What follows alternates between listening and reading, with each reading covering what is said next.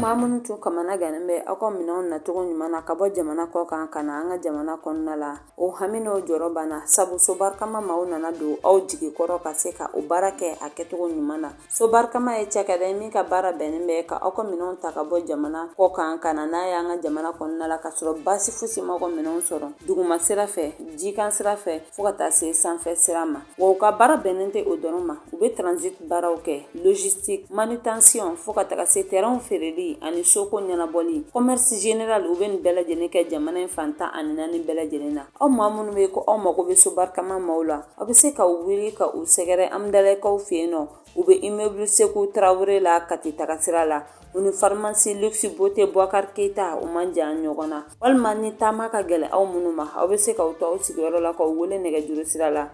65 50 27 45 nanzarakan na 65 50 27 45 u ka nimero sabanan fana bɛ yen ni o ye 62 08 84 72 nanzarakan na 62 08 84 72 a y'aw jigi kɛ so barikama ye a tɛ fɔ aw jigi kɔ. Aw minnu sɔgɔlen bɛ aw ka jabaraniso la an ka foli b'aw bɛɛ lajɛlen ka kɛ n'aw ka wagatiw cogoya ye an b'aw ladɔnniya ko nin ye aw ka kunnafoni wagati selen.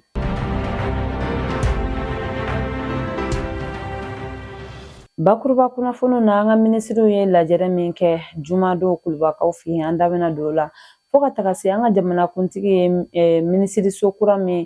dayɛlɛ ni o ka baara bɛna bɛn an ka dugu jukɔrɔ nafolo baara jateminɛli ma an da bɛna don o ni a ɲɔgɔnna caman na ko kan kunnafoniw olu bɛna lase aw ma aw bisimila.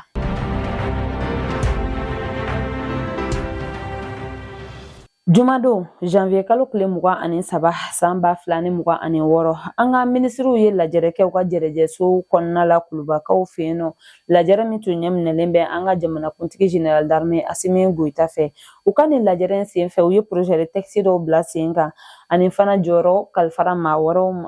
kura wɛrɛw ma an ka cakɛdaw la ani min ye kunnafoni dɔw ye o fana dara u tulo kan nin lajɛrɛ sen fɛ ka kɛ ni an ka waribɔ minisiri ka rapport ye ale y'a jira ko min ye an ka mairie du district ni Toguna Motors maaw y'u bolo di ɲɔgɔn ma ka se ka camion Ampleros ani camion Ben dɔ san ka o di an ka voir maaw ma yaasa saniya baara min kalifalen bɛ u ma Bamakɔ kɔnɔna la u bɛ se ka o waleya cogoya min na a jirala ko min ye sefa wari 5,000,000 n'a kunkanfɛn de bɛna don nin baara in bɛɛ lajɛlen da fɛ wa taxi minnu kan ka sara ko senfɛ ko bɛɛ lajɛlen bɛ 5,000,000 in kɔnɔna la baara bɛɛ lajɛlen kan ka kɛ ka bɛn tile 90 ɲɔgɔnna de ma o kɔfɛ an ka kuranko ta fanfɛla la a jirala ko kabini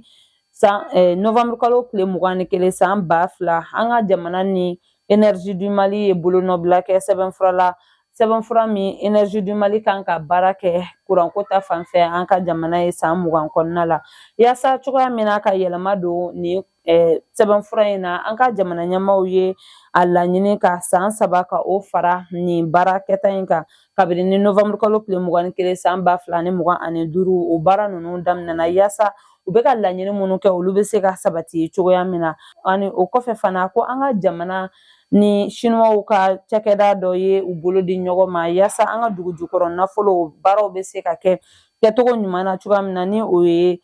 société chinois Oxine ye u bɛna na baara kɛ cakɛda dɔ kɔnɔna la ni o ye société industrielle du centre du Mali Faratico SA yaasa min ye an ka dugu jukɔrɔ nafolow ye an ka jamana bɛ se ka o tɔnɔmabɔ cogoya min na wa a jirala fana ko min ye nin cakɛda in kapitali ye ko a fanba bɛ an ka jamana ani chinois ka cakɛda in de bolo yaasa baara bɛ se ka kɛ a kɛcogo ɲuman na cogoya min ani fana min ye an ka jamana ɲɛmaaw ye sariya kura min ta an ka dugu jukɔrɔ nafolo baarali kan a baara bɛɛ lajɛlen o bɛna na kɛ o de kɔnɔna la wa a jirala fana ko a capital ko ta fanfɛla la an ka jamana 100 sara la 51 de bɛ an ka jamana bolo a ka participation hukumu kɔnɔna la ani kunnafoni ko ta fanfɛla la min y'an ka ministre de la refondation de l'état ye ale fana ye a da ministre tɔw tulo kan ko ka kɛɲɛ ni an ka journée de la souveraineté retrouvée ɲinan ta ye a ta ko 4nan ye n'o bɛ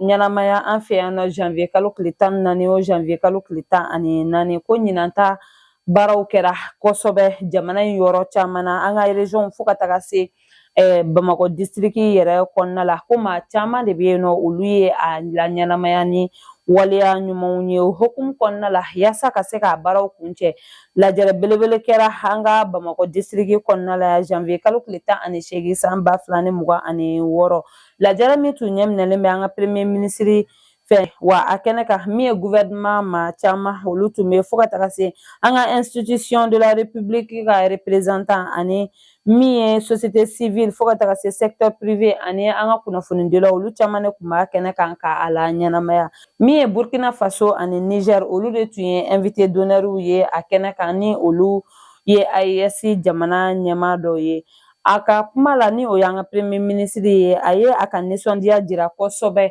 maaw ye waleya min kɛ nin don kɛrɛnkɛrɛnnen na ni o ye an ka yɛrɛma hɔrɔnya sɔrɔli don ye a y'a ka nisɔndiya jira ani fana an danbew ni an ka kɔrɔlenw fana ko olu caman de donna bala a senfɛ o kɔ min ye an ka kalan ministre ye ale fɛnɛ ye kuma ta k'a jira ko janvier kalo tile 23 sugantilen don ka kɛ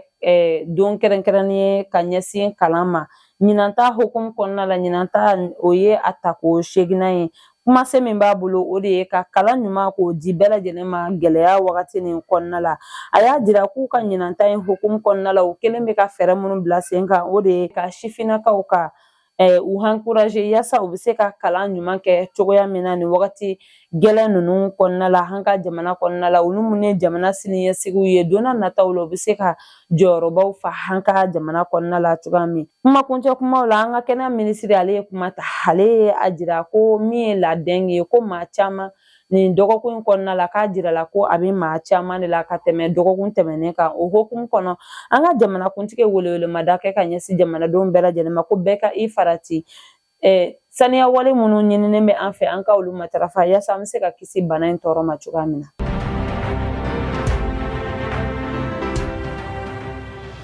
Yaasa an ka jamana bɛ se ka ɲɛdɔnni kɛ an ka dugu jukɔrɔ nafolow kan cogoya min na an ka jamanakuntigi général d'armée Asimi Goyita ye minisiriso kura sigi sen kan min ka baara bɛna bɛn an ka dugu jukɔrɔ nafolow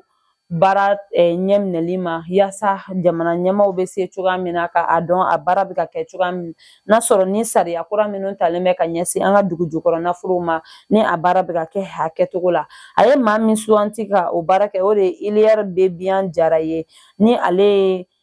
société canadienne Barrick Mining baarakɛla kɔrɔ ye ale de bɛna nin baara in bɛɛ lajɛlen kɛ an ka jamana kɔnɔna la a bɛna jateminɛw kɛ k'a lajɛ n'a sɔrɔ ni an ka jamana ɲɛmaaw ye code minier kura min bila sen kan kabini san 2023 wagati n'a sɔrɔ ni baara bɛ ka kɛ ni olu ye ani fana ka se ka fɛɛrɛw bila sen kan yaasa maa minnu bɛ yen nɔ ni titiri bɛ olu bolo ka jateminɛ kɛ n'a sɔrɔ n'u fana bɛ sariya kɔnɔna la.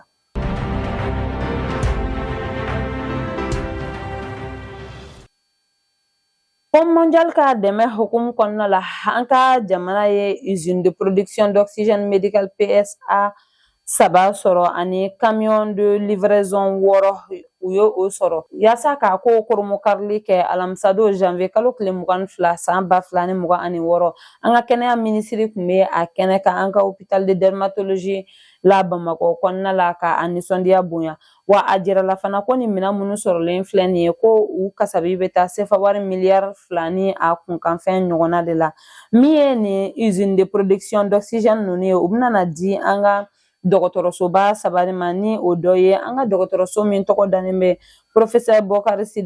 Sidi Sall la ni o bɛ Katikaw fɛ yen fo ka taga se an ka hôpital de dermatologie min bɛ Bamakɔ ani an ka dɔgɔtɔrɔso min bɛ Kayikaw fɛ yen ni o tɔgɔ dalen bɛ Fuseni Dawula ni usine ninnu bɛna taa jɔ ni dɔgɔtɔrɔsoba 3 in de kɔnɔna la yaasa min ye an ka kɛnɛya tigilamɔgɔw ye u bɛ se ka lafiya cogoya min na u ka kɛnɛya baaraw la ani fana caman yɛrɛ fana bɛ se ka bɔ an ka jamana ɲɛmaaw kan an ka jamana ka dépense la oxygène ko ta fanfɛ ka di an ka kɛnɛya tigilamɔgɔw ma ani jamanadenw yɛrɛ fana bɛ se ka lafiya sɔrɔ cogoya min na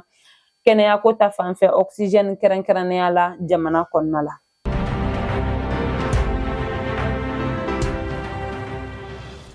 Janvier kalo tile 21 tɛmɛnen an ka finitigilakaw ye wulikajɔ bila sen kan ka ɲɛsin Bamanci wale tigilamɔgɔw ma Sikaso marabolo kɔnɔna la kɛrɛnkɛrɛnnenya la u ka kungo min bɛ yen ni o tɔgɔ ye ko Fatiya an ka finitigilakaw ye wulikajɔ bila sen kan u juguyala. État-major général des armées bɔra k'a jira alamisa don ko an ka finitigilakaw ye tatugu Bamanci wale tigilamɔgɔw la nin yɔrɔ in na min kɛra sababu ye ka tɛgɛ kɛ u ka maa caman na ani u ka kɛlɛkɛminɛn caman fo ka taga se dugu jukɔrɔ mugujugu an ka maaw sera ka tɛgɛ kɛ nin bɛɛ lajɛlen na min ye état-major ye a ye folikan kɛrɛnkɛrɛnnen lase an ka finitigilakaw ma u ka nin wulikajɔ in na wa ko finitigilakaw kalikan de don min ye Bamanci wale tigilamɔgɔw ye ka dankari kɛ u ka waleya jugu la fo u dagayɔrɔw la nka k'u mago bɛ an jamanadenw ka dɛmɛ la yaasa u baara bɛ se ka nɔgɔya u bolo cogoya min na.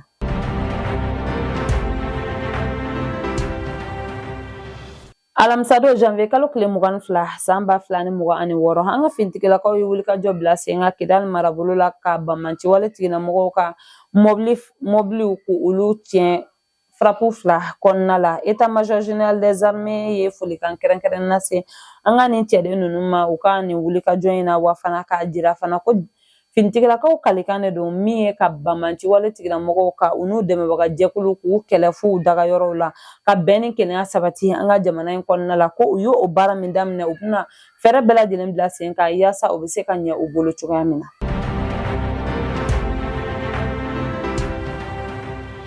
An ka finitigilaka minnu bɛ Bilisi kɔnɔna la olu ye wulikajɔ bila sen kan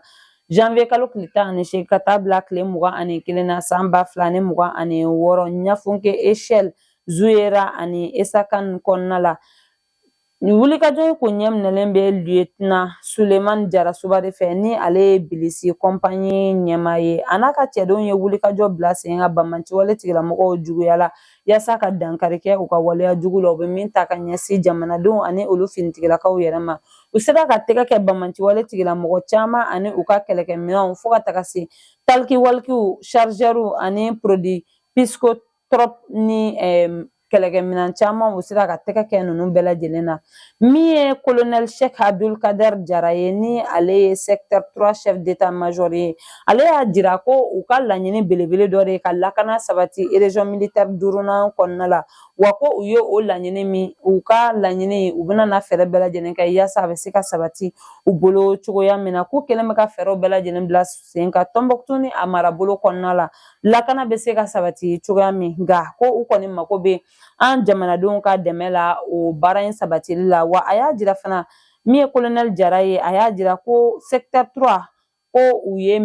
mission 39 u sera ka o de waleya an ka jamana kɔnɔna la u sigi ni sisan cɛ wa ko u bɛna fɛɛrɛw bɛɛ lajɛlen bila sen kan yaasa ka se ka ni ɲɔgɔnna caya cogoya min na Tɔnbɔkutu ni a marabolo kɔnɔna la wa min ye lieutenant Jarasuba ye ale ye a jira ko ale n'a ka cɛdenw bɛna fɛɛrɛw bɛɛ lajɛlen bila sen kan ka se ka Bamanci wale tigilamɔgɔw bali u ka waleya jugu la wa a y'a jira ko u ye wulikajɔ fɛn o fɛn bila sen kan Bamanci wale tigilamɔgɔw juguyara u sera ka sebaya sɔrɔ u kan ko nin bɛ an ka finitigilakaw ka wulikajɔ ko fɔ wa ko u tɛna na dan nin dɔrɔn ma nka ko an jamanadenw an k'an janto an yɛrɛ la wa an ka u dɛmɛ u ka nin baara in na.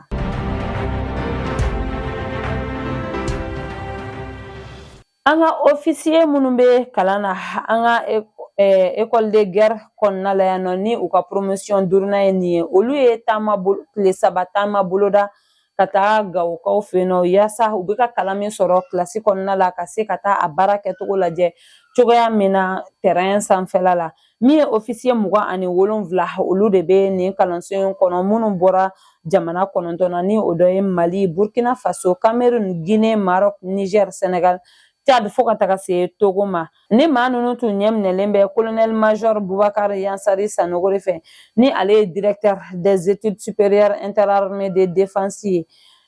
ani ni maa ninnu u ka lakɔli karamɔgɔ minnu bɛ u kalan nin kalanyɔrɔ in na olu fana tun bɛ u nɔfɛ nin tile 3 taama in kɔnɔna la min ye général de brigade Mamadou Massawule Samake ye ni ale ye commandant du théâtre est de l'opération Dugukoloko ye ale de ye ni maa ninnu bisimila Gawo kɔnɔna la ani ni maa ninnu ka lajɛrɛ kɔnɔna la a ye ɲɛfɔli kɛ u ye commandement baara yɛrɛ bɛ kɛ cogoya min na yaasa u bɛ se ka ɲɛdɔnni kɛ a la o hukumu kɔnɔna la a ye a jira ko u bɛna na ni tile 3 kalan min kɛ terrain sanfɛla la ko a jɔyɔrɔ ka bon kosɛbɛ u ka baara taabolo ma wa fana ko u ka a dɔn ko qualité dɔw kan ka kɛ u la ka baara kɔnɔna la min bɛna u dɛmɛ kosɛbɛ ni o dɔ ye disponibilité wa fana ko hakilitigiya kan ka kɛ u ta ye wa ko u kan ka fɛɛrɛw bɛɛ lajɛlen bila sen ka baara min bɛ kalifa u ma ka se a ɲɛdɔn ka se ka kɛ u la ni u b'a fɛ ka a ɲɛdɔn sɔrɔ fo ni qualité minnu fɔlen filɛ nin ye o ka kɛ u la o hukumu kɔnɔna la min ye colonel major Sanogo ye ale ye a ɲini a ka nin cɛden ninnu fɛ ko u ka u hakiliw dayɛlɛ u ka jateminɛw kɛ u nalen filɛ yɔrɔ min na a commandement baara bɛ kɛ cogoya min na u ka a jateminɛ yaasa don n'a nataw la u kana na gɛlɛya sɔrɔ ni u yɛrɛ kɛra ɲɛmaa ye min ye nin délégation in ye u bisimila Gao gouverneur fɛ ni o ye général de division Musa Moriba Traoré ye ale ye Gao ɲɛfɔ nin maa ninnu ɲɛna wa u taara Gao yɔrɔba caman de la ni o dɔ ye Tombeau des Askia site d'accueil des réfugiés ani symbole des défis humanitaires Gao dugu kɔnɔna la u ka nin tile saba taama in kuncɛli hukumu kɔnɔna la u n'u ka ɲɛmɔgɔw sigira ka hakilina falen falenw kɛ bɛn ni kelenya hakilina kɔnɔna la.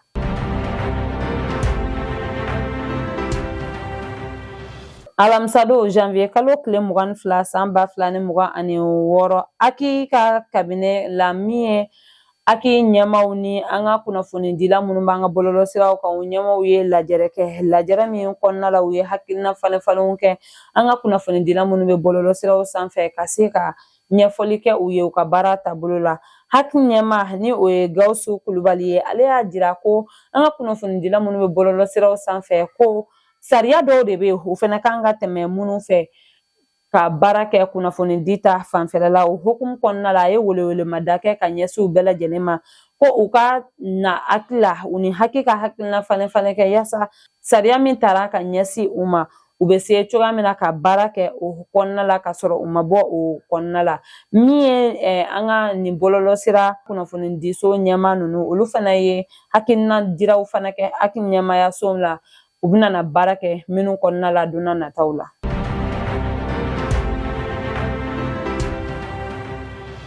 20 janvier hukumu kɔnɔna la an ka jamanakuntigi général d'armée Asimi Goita taara i ɲɛda an ka cɛdenw kan minnu bananen bɛ n'u bɛ Kati dɔgɔtɔrɔsoba kɔnɔna la ka se ka u décorer a kɛnɛ kan min y'an ka premier ministre fo ka taga se CNT ɲɛma ani an ka lakana ministre ni chef d'état-major général des armées ani min ye gouvernement ma caman ni finitigilakaw ka ɲɛma caman tun bɛ a kɛnɛ kan a tilalen kɔ a ka nin décoration baaraw la a ye dumuni kɛ ni nin maa ninnu ye bɛn ni kelenya hakilina hukumu kɔnɔna la min ye an ka lakana ministre ye général de corps d'armée Sadio Kamara ale ye kuma ta ale y'a jira ko an ka nin finitigilaka minnu joginnen filɛ nin bɛ kɛlɛ gɛlɛya ko fɔ wa nin b'a jira fana ko u ye kalikan min ta faso ye ko nin bɛ o waleyali ko fɔ wa fana a y'a jira fana ko nin cɛden ninnu k'a dɔn ko u ye wulikajɔ min kɛ faso in ye faso in y'a dɔn u ye wa ko faso in ka bonya bɛ u yɔrɔ fana na wa fana ko jamanadenw ni finitigilakaw faralen ɲɔgɔn kan nin yɔrɔ la kɛrɛnkɛrɛnnenya la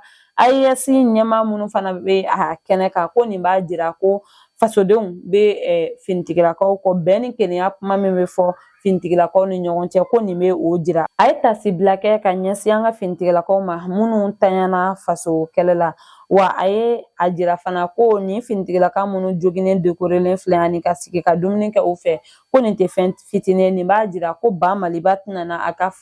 finitigilaka kelen ba Maliba tɛna jɛ o kɔ o hukumu kɔnɔna la min ye an ka lakana ministre ye a y'a jira ko an ka finitigilakaw kalikan de don lakana baara min kalifara u ma an ka jamana kɔnɔna la ka se ka o waleya wa fana k'u bɛna na a kɛ bɛn ani kelenya kɔnɔna la o hukumu kɔnɔ ko an ka fangaw fara ɲɔgɔn kan ni o kɛra lakana baara min ni o kalifalen bɛ an ka finitigilakaw ma ni Ala sɔnna ma o bɛna na se ka kɛ jamana in bɛ segin ka kɛ an ta ye.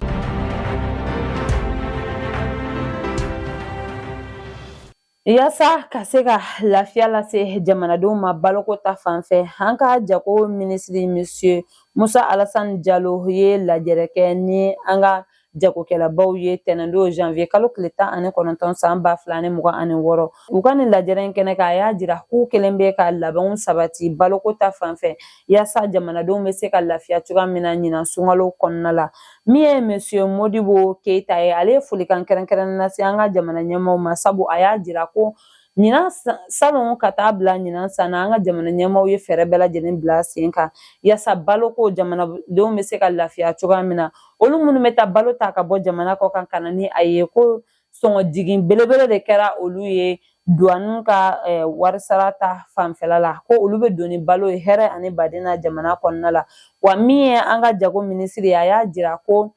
min ye balo caman de bɛ yen nɔ yaasa jamanadenw bɛ se ka lafiya degun kana na maa si sɔrɔ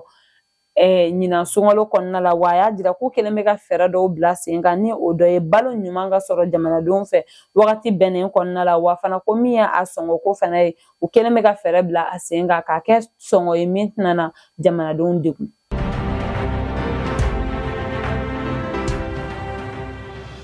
O b'an ta an ka kɔkan kunnafoniw na an bɛ taa Senegal kɔnɔna la alamisa don janvier kalo tile 22 san 2026 min ye Senegal dolancilanw ka entraîneur ye a bɔra ka laseli kɛ a ka bɔlɔlɔsiraw sanfɛ ka ɲɛsin a ka waliya la a ye min kɛ Coupe d'Afrique des Nations kɛnɛ kan a ye a jira ko ale ye waliya min kɛ a dusu bɔlen de y'a kɛ sabula ko a tun bɛ k'a ɲini ka a ka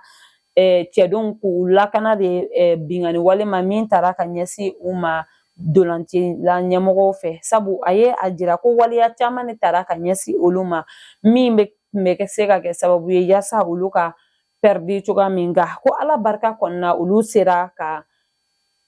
ka sebaya ta wa a y'a jira ko ale ye nin waliya min kɛ a dusu bɔlen de y'a kɛ ko hali k'a sɔrɔ Sadio Mane sera ka a ka cɛdenw ka u lasegin ka na terrain kɔnɔna la ka se ka na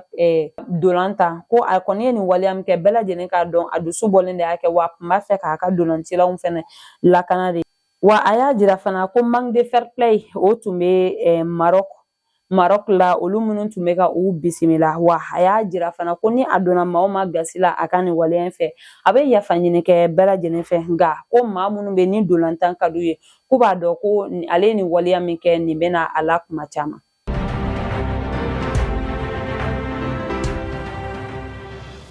Nin bɛ dan sigi an ka bi kunnafoniw na an tɛ sɛgɛn an tɛ ɲina an b'an ka Libreville kɛbagaw fo sabu u jɔyɔrɔ ka bon an ka baara in na an bɛ so barikama logistique transit maaw fo olu minnu bɛ ka an jukɔrɔma don don yaasa an bɛ se ka kunnafoni jɛlen di aw ma sanga ani wagati ni ala m'an ka jɔnya jɔ an na sini an bɛ ɲɔgɔn sɔrɔ ka kunnafoni di aw ma ladiriya la shukran.